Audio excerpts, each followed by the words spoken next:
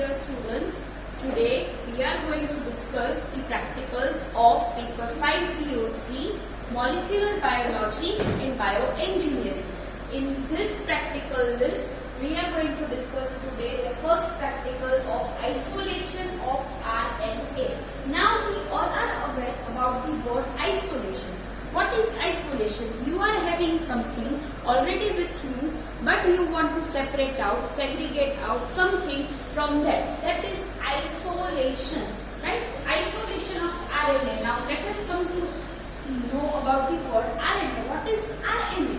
RNA is the genetic material of various plant viruses and some other organisms, right? There are two different types of nucleic acids present, DNA and RNA.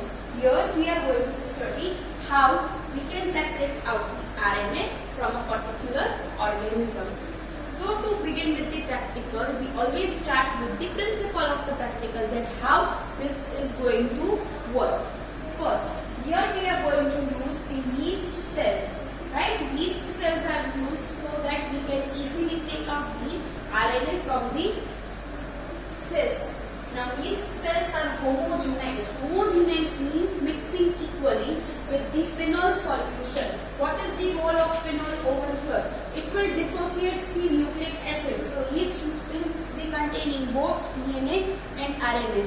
This yeast, when dissolved in the phenol, it will dissociate the nucleic acid. When we are doing the process of centrifugation, then in the centrifuge tube, two layers will be formed, one interface will be there, right? Now understand, this is the interface.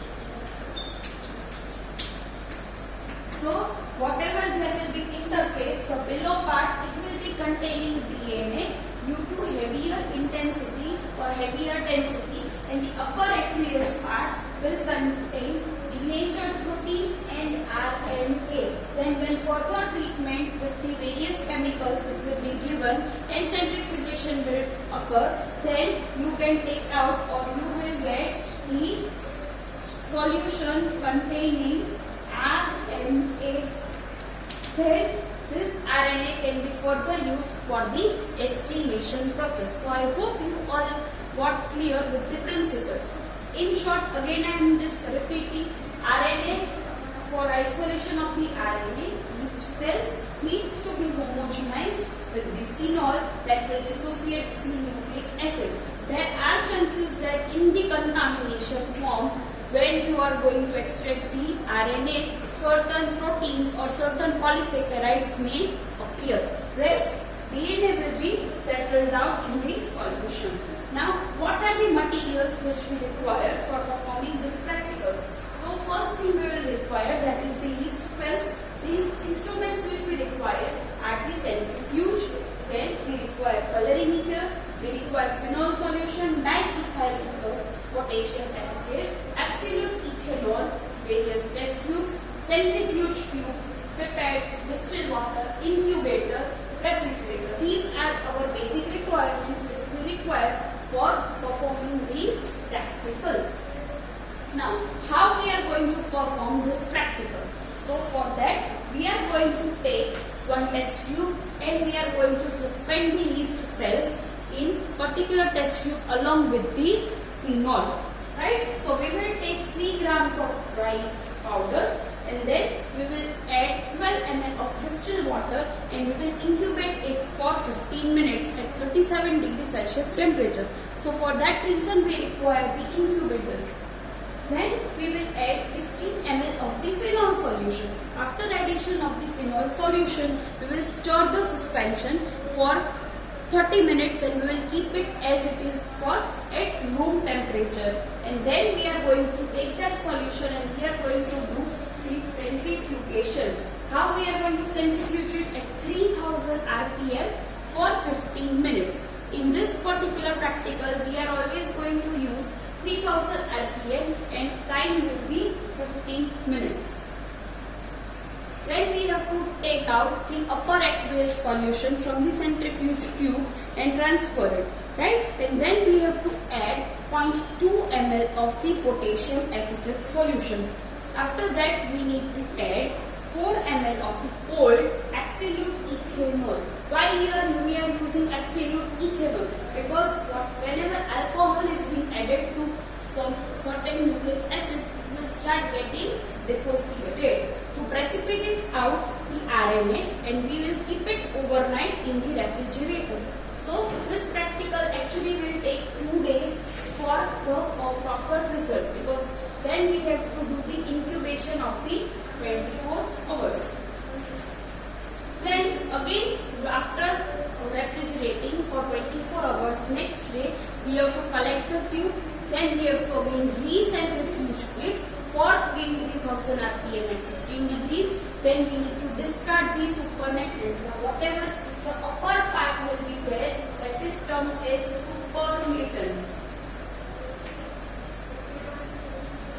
This supernatant we need to discard and wash the RNA pellet. So at the bottom of the tubes you will find small mustard bead-like structures, that is RNA pellet. Any whatever material will settle down is termed as the pellet. So we need to take out this pellet and we have to add 70% ethanol in that. After addition of the ethanol, we have to finally add 4 ml of the diethyl ether. Then we have to centrifuge it and wash again at 3000 rpm for 15 minutes. In the final, we have to collect the pellets. After collection, we have to air dry it. Now this is very important. How to air dry? We have to air dry it in such a manner that the pellet does not get wiped away and we get the proper RNA pellets. And then we have to keep, if we want to keep it for further use, then that pellets are to be dissolved in the tris EDTA buffer, so it will remain intact for a longer duration of the time. After that, we can do or we can perform the method of estimation of RNA. That can be done by various methods, but here in our practical we will be doing it by the Orsinol method, right? I hope you all are clear with the practicals. Again, if you are having some doubts, you can always contact me, and always you can see various references. There are various steps, various practicals how we can isolate the RNA. This is just simple basic practical or basic idea how you can isolate the RNA from the yeast cells. I hope you all understood and you all liked it.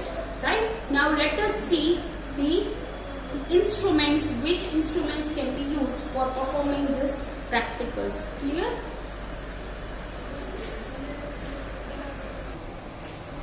This is the particular colorimeter. You all are aware of this instrument, but just for your understanding and you get more clear idea, you know that when we on the colorimeter, we have to set the filter according to our requirements and then we can use it, right? Next, another important instrument is the cooling centrifuge, where we are going to perform the centrifugation process at 3000 rpm for 15 minutes.